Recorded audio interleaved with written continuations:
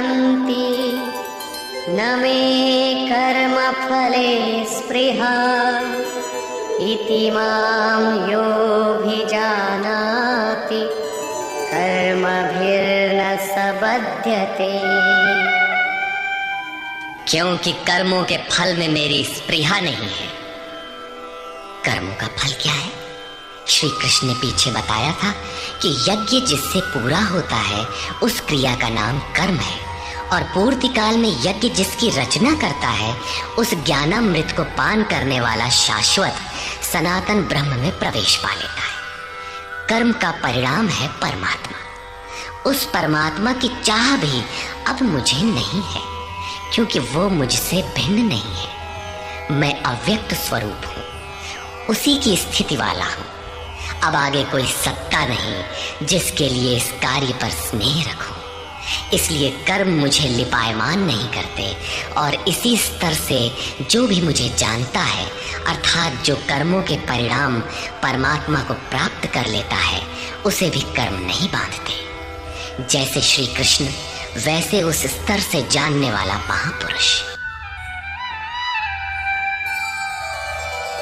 एवं ज्ञात्वा कृतं कर्म पूर्वैरपि मुमुक्षुभिः कुरु कर्मैव तस्मात् त्वं पूर्वैः पूर्वतरं कृतम्।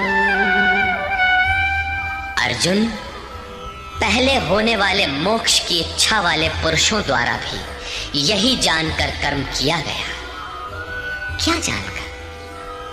यही कि जब कर्मों का परिणाम परमात्मा भिन्न न रह जाए, कर्मों के परिणाम परमात्मा की स्पृहा न रह जाने पर उस पुरुष को कर्म नहीं बांधते।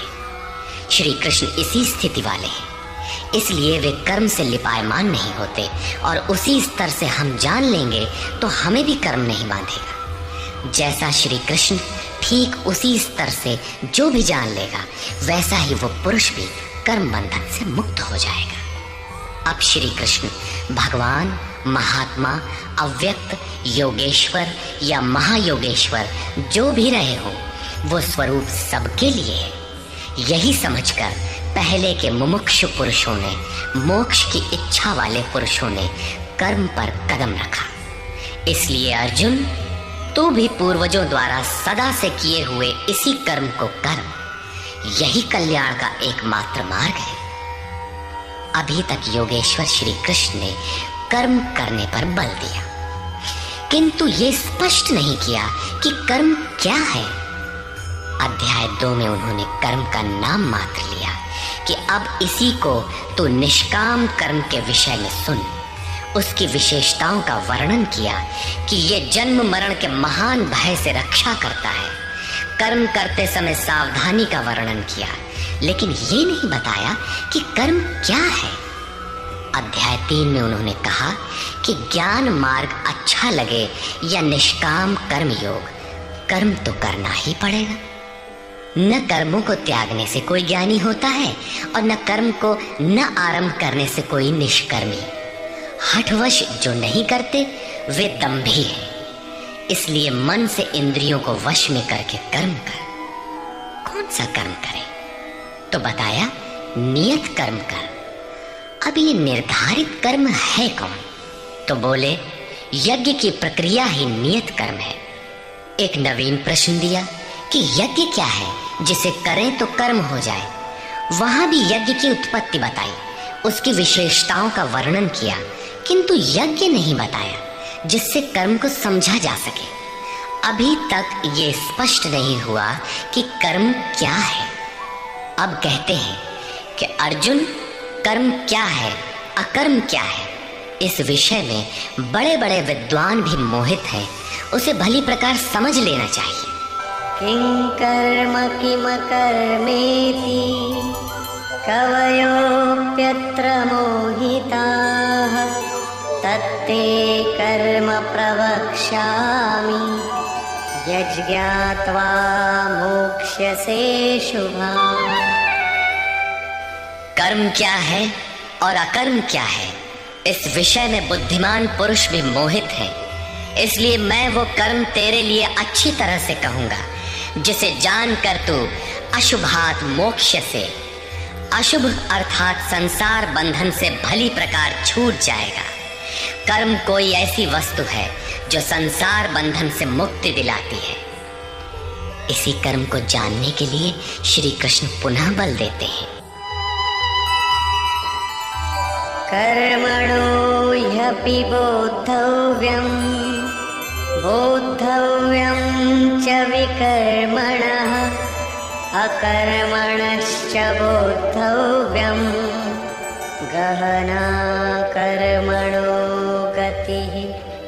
कर्म का स्वरूप भी जानना चाहिए, अकर्म का स्वरूप भी समझना चाहिए और विकर्म अर्थात विकल्प शून्य विशेष कर्म जो आप्त पुरुषों द्वारा होता है उसे भी जानना चाहिए, क्योंकि कर्म की गति गहन है। कतिपय लोगों ने विकर्म का अर्थ निषिद्ध कर्म, मन लगाकर किया गया कर्म इत्यादि किया है। वस्तुतः यहाँ वि उपसर्ग विशिष्टता का द्योतक है। प्राप्ति के पश्चात महापुरुषों के कर्म विकल्प शून्य होते हैं। आत्मस्थित, आत्मतृप्त, आत्मकाम महापुरुषों को न तो कर्म करने से कोई लाभ है और न छोड़ने से कोई हानि ही है, फिर भी वे पीछे वालों के हित के लिए कर्म करते हैं। ऐसा कर्म विकल्प शून्य है, विशुद्ध है और यही कर्म विकर्म कहलाता है। उदाहरणार्थ, गीता में जहां भी किसी कार्य में वि उपसर्ग लगा है उसकी विशेषता का द्योतक है, निष्कृष्टता का नहीं। यथा योग युक्तो विशुद्धात्मा विजितात्मा जितेंद्रिय। अभी आपने विकर्म देखा, रहा कर्म और अकर्म, जिसे अगले श्लोक में समझने का प्रयास करें। यदि यहाँ कर्म अकर्म का विभाजन नहीं समझ सके तो कभी नहीं समझ सकेंगे।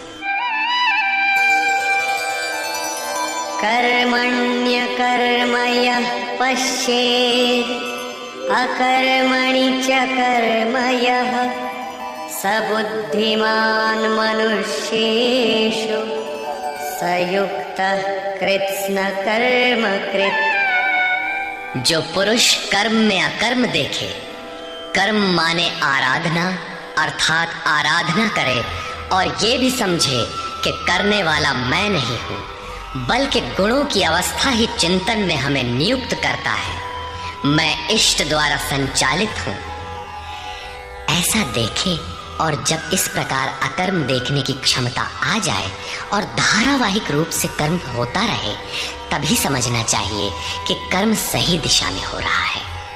वही पुरुष मनुष्यों में बुद्धिमान है, मनुष्यों में योगी है, योग से युक्त बुद्धि वाला है और संपूर्ण कर्मों का करने वाला है। उसके द्वारा कर्म करने में लेश मात्र भी त्रुटि नहीं रह जाती। कर्म का अर्थ है भजन, कर्म का अर्थ है योग साधना को भली प्रकार संपादित करना, जिसका विशद वर्णन इसी अध्याय में आगे आ रहा है।